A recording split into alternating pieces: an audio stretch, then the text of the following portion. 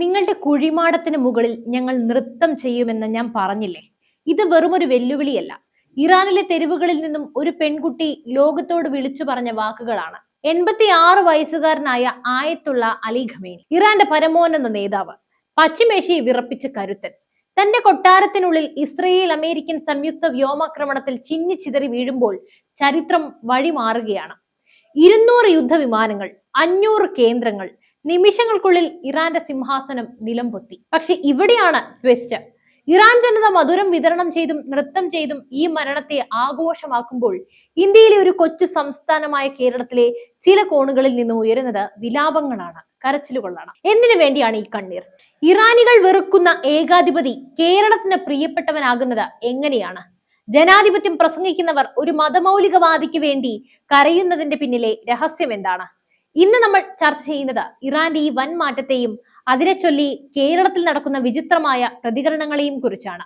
Skip ചെയ്യാതെ അവസാനം വരെ കാണുക, കാരണം ഇതിൽ ഇന്ത്യയുടെ സുരക്ഷയും രാഷ്ട്രീയവും എല്ലാം ഒളിഞ്ഞിരിപ്പുണ്ട്. ഇറാനിലെ പ്രതിഷേധങ്ങളുടെ പുതിയ മുഖമാണ് മോർട്ടീഷ്യ ആഡംസ്. ഇതൊരു സോഷ്യൽ മീഡിയ പ്രൊഫൈലാണ്. മാസങ്ങൾക്ക് മുമ്പ് അവൾ ചെയ്തൊരു കാര്യം ലോകം ശ്രദ്ധിച്ചു. ഖമേനിയുടെ ചിത്രം കത്തിച്ച് ആ തീയിൽ സിഗരറ്റ് കൊളുത്തി ശാന്തമായി പുകയൂതി വിടുന്ന ഒരു വീഡിയോ. അതിന് വെറും പ്രകടനമായിരുന്നില്ല, ഇറാന്റെ മത പോലീസിനോടുള്ള വെല്ലുവിളിയായിരുന്നു. ഖമേനി കൊല്ലപ്പെട്ട വാർത്ത വന്നതോടെ അവൾ വീണ്ടും രംഗത്തെത്തി. ഒരു എലിയുടേത് പോലെയുള്ള അന്ത്യം, ഇങ്ങനെയാണ് അവൾ ഇതിനെ വിശേഷിപ്പിച്ചത്. അമേരിക്കൻ പ്രസിഡന്റ് ഡൊണാൾഡ് ട്രംപ് ഒരിക്കൽ പറഞ്ഞ വാക്കുകൾ കടമെടുത്തുകൊണ്ട് അവൾ ചോദിക്കുന്നത് ഇതാണ്: കഴിഞ്ഞ 47 വർഷമായി ഞങ്ങൾ മരിച്ചതിന് തുല്യമായിരുന്നു. ഇനി ഞങ്ങൾക്ക് എന്തിനെ ഭയപ്പെടണം? മോർട്ടീഷ്യ എന്ന യുവതി ഒരു പ്രതീകം മാത്രമാണ്.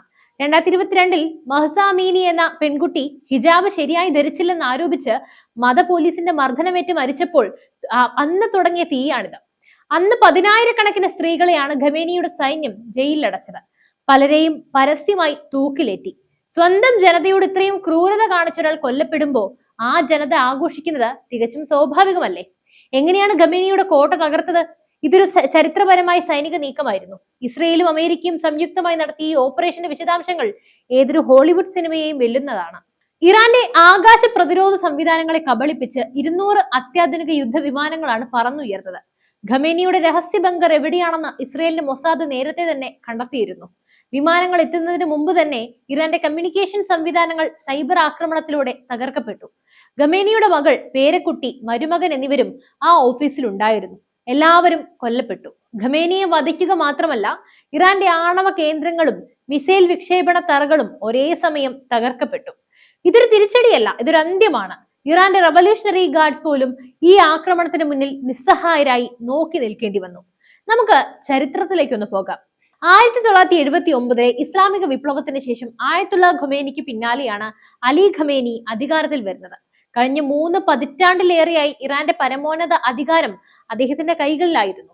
ഖമേനിയുടെ കാലത്താണ് ഇറാന്റെ സമ്പദ് വ്യവസ്ഥ തകർന്നത്. രാജ്യം വലിയ സാമ്പത്തിക പ്രതിസന്ധിയിലൂടെ കടന്നു പോകുമ്പോഴും അദ്ദേഹം ശതകോടികളാണ് ഹിസ്ബുള്ളയ്ക്കും ഹമാസിനും ഹൂതികൾക്കെല്ലാം നൽകിയത്. ഇറാന്റെ തെരുവുകളിൽ മത പോലീസ് എന്ന ഭീകര രൂപത്തെ അഴിച്ചുവിട്ടത് ഖമേനിയാണ്. സ്ത്രീകൾ എന്ത് ധരിക്കണം, എങ്ങനെ നടക്കണമെന്ന് തീരുമാനിച്ചത് അദ്ദേഹത്തിന്റെ കഠിനമായ നിയമങ്ങളാണ്. 1988 രാഷ്ട്രീയ തടവുകാരെ കൂട്ടത്തോടെ തൂക്കിലേറ്റിയ സംഭവത്തിൽ ഖമേനിക്ക് വലിയ പങ്കുണ്ട്. ആയിരക്കണക്കിന് യുവാക്കളെയാണ് അദ്ദേഹം കൊന്നു തള്ളിയത്. ഇത്രയും വലിയ ക്രൂര പശ്ചാത്തലമുള്ള ഒരാളെയാണ് കേരളത്തിലെ ചിലർ വിശുദ്ധനായി കാണുന്നത്. ഇതെത്ര വലിയ വിരോധാഭാസമാണ്!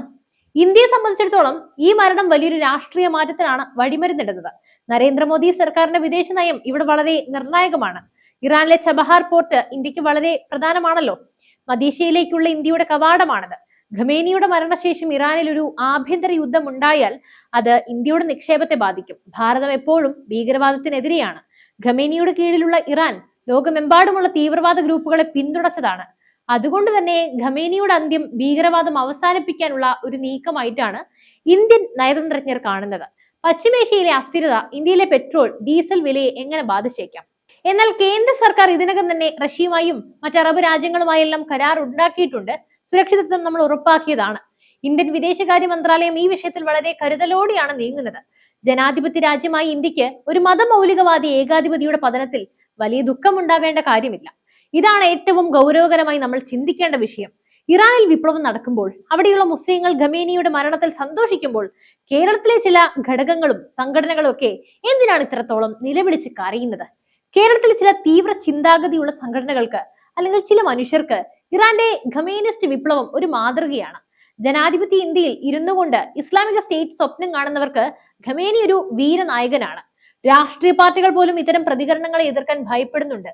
വോട്ട് ബാങ്ക് ലക്ഷ്യം വെച്ച് ഇത്തരം മതമൗലികവാദികളെയൊക്കെ പ്രീണിപ്പിക്കുന്നത് കേരളത്തിന് അപകടകരമാണ്. പിന്നെ കേരളം ഒരു മിനി പാകിസ്ഥാൻ ആയതുകൊണ്ട് ഇതിനപ്പുറം നടക്കും. ഇസ്രയേലിനെയും അമേരിക്കയും വില്ലന്മാരാക്കി ചിത്രീകരിച്ച് മുസ്ലിം സമൂഹത്തിനിടയിൽ ഭീതി പടർത്താനാണ് ഇക്കൂട്ടർ ശ്രമിക്കുന്നത്. ഖമേനി സ്വന്തം രാജ്യത്തെ മുസ്ലിങ്ങളെയാണ് ഏറ്റവും കൂടുതൽ ദ്രോഹിച്ചത് എന്ന കാര്യം ഇവർ മറച്ചുവെക്കുന്നു. കേരളത്തിലെ തെരുവുകളിൽ ഖമേനിക്ക് വേണ്ടി പ്രാർത്ഥനകൾ നടത്തുന്നവർ ആ പെൺകുട്ടി മോട്ടീഷ്യ ആഡംസിന്റെ കണ്ണുകളിലേക്ക് നോക്കണം. അവളുടെ കണ്ണിൽ ഖമേനി പൈശാചികതയുടെ പ്രതീകമാണ്. ഇപ്പോൾ ഇങ്ങനെയൊരു നീക്കം അതിന് കൃത്യമായ കാരണങ്ങളുണ്ട്. ഇറാൻ ആറ്റം ബോംബ് നിർമ്മിക്കുന്നതിന്റെ വക്കിലായിരുന്നു. ഇത് ലോക സമാധാനത്തിന് വലിയ ഭീഷണിയാണെന്ന് അമേരിക്കയും ഇസ്രയേലും പ്രവചിച്ചു. ലബനനിലെ ഹിസ്ബുള്ളയെയും യമനിലെ ഹൂത്തികളെയും ഉപയോഗിച്ച് ഇറാൻ ചെങ്കടലിലെ വ്യാപാരം തടസ്സപ്പെടുത്തിയിരുന്നു. അമേരിക്കൻ തിരഞ്ഞെടുപ്പിന് ശേഷമുള്ള രാഷ്ട്രീയ മാറ്റങ്ങളും ഇതിൽ വലിയ പങ്കാണ് വഹിച്ചത്. ഒരു എലിയെ പോലെ ഒളിച്ചിരിക്കരുത് എന്ന് ട്രംപ് പറഞ്ഞത് ഖമേനിയെ ഉദ്ദേശിച്ചാണ്. ഈ ആക്രമണം ലോകത്തിന് നൽകുന്ന സന്ദേശം ഇത്രയേ ഉള്ളൂ: ഏകാധിപത്യത്തിന് ആയുസില്ല. എത്ര വലിയ ബങ്കറിനുള്ളിൽ ഒളിച്ചിരുന്നാലും ആധുനിക സാങ്കേതിക വിദ്യ നിങ്ങളെ കണ്ടെത്തും. ഖമേനിക്ക് ശേഷം ഇനി ആര്? ഇറാന്റെ ഭരണഘടന അനുസരിച്ച് പുതിയ നേതാവിനെ തിരഞ്ഞെടുക്കുക അത്ര എളുപ്പമുള്ള കാര്യമല്ല. ഇറാന്റെ ഉള്ളിൽ തന്നെ ജനങ്ങൾ വിപ്ലവത്തിന് തയ്യാറെടുത്ത് നിൽക്കുകയാണ്. ഇത് രാജ്യത്തെ ഒരു ജനകീയ ജനാധിപത്യത്തിലേക്ക് നയിക്കുമോ അതോ സൈന്യം അധികാരം പിടിക്കുമോ? എണ്ണ വിപണിയിൽ വലിയ മാറ്റങ്ങൾ വരും. ഇറാനിലെ എണ്ണ ഉൽപാദനം തടസ്സപ്പെട്ടാൽ അത് ആഗോളതലത്തിൽ വിലക്കയറ്റത്തിന്റെ കാരണമാകും. ഇറാൻ എന്ന ഭീഷണിയെ ഏതാണ്ട് പൂർണ്ണമായും ഇല്ലാതാക്കാൻ ഇസ്രയേൽ എന്തായാലും കഴിഞ്ഞിട്ടുണ്ട്. ഇത് പശ്ചിമേഷ്യയിൽ ഇസ്രയേലിന്റെ ആധിപത്യം എന്തായാലും വർദ്ധിപ്പിക്കും. എന്തായാലും ഈ വീഡിയോ ഞാൻ അവസാനിപ്പിക്കുമ്പോൾ നമുക്ക് ഒരു കാര്യം കൂടി ഉറപ്പിച്ച് പറയാം: ലോകം മാറുകയാണ്. മതത്തിന്റെ പേരിൽ ജനങ്ങളെ അടിച്ചമർത്തുന്ന കാലമൊക്കെ കഴിഞ്ഞു. ഇറാനിലെ മുസ്ലിം സഹോദരങ്ങൾ സ്വാതന്ത്ര്യം ആഘോഷിക്കുമ്പോൾ കേരളത്തിലെ ചിലർ മാത്രം എന്തിനാണ് പഴയ ഇരുണ്ട കാലഘട്ടത്തിലേക്ക് തിരിച്ചു പോകാൻ ഇത്രത്തോളം ആഗ്രഹിക്കുന്നത് എന്ന് മനസ്സിലാക്കാൻ സാധിക്കുന്നില്ല. നമ്മൾ ജീവിക്കുന്നത് ഇന്ത്യ എന്ന ജനാധിപത്യ രാജ്യത്താണ്. ഇവിടെ നിയമമുണ്ട്, ഭരണഘടനയുണ്ട്. ഒരു വിദേശ രാജ്യത്തെ ഏകാധിപതിയുടെ പതനത്തിൽ കേരളത്തിലെ സമാധാന അന്തരീക്ഷം തകർക്കാൻ ആരെയും അനുവദിക്കരുത് എന്ന് ഞാൻ പറഞ്ഞ് അവസാനിപ്പിക്കുന്നു. ഖമേനിയുടെ അന്ത്യം ലോകത്തിന് നൽകുന്ന പാഠം ഇത്രയേ ഉള്ളൂ: ജനഹിതത്തിന് വിരുദ്ധമായി പ്രവർത്തിക്കുന്ന ആരും അധികകാലം വാഴില്ല. അപ്പോൾ ഈ വിഷയത്തിൽ നിങ്ങൾക്ക് എന്ത് തോന്നുന്നു? ഈ കേരളത്തിലെ കരച്ചിലുകൾ കണ്ടിട്ട് എന്താണ് പറയാനുള്ളത്? ഖമേനിയുടെ അന്ത്യം ലോക സമാധാനത്തിന് ഗുണകരമാകുമോ? കേരളത്തിലെ ഈ വിചിത്രമായ പ്രതികരണങ്ങളെ കുറിച്ച് നിങ്ങളുടെ അഭിപ്രായം എന്താണ്? തീർച്ചയായും നിങ്ങളുടെ അഭിപ്രായങ്ങൾ താഴെ കമന്റ് ബോക്സിൽ രേഖപ്പെടുത്തുക. ഇതുപോലെയുള്ള വാർത്താ വിശകലനങ്ങൾക്കായി നമ്മുടെ ചാനൽ സബ്സ്ക്രൈബ് ചെയ്യുക. മറ്റൊരു വിഷയമായി വീണ്ടും എത്തും വരെ നന്ദി.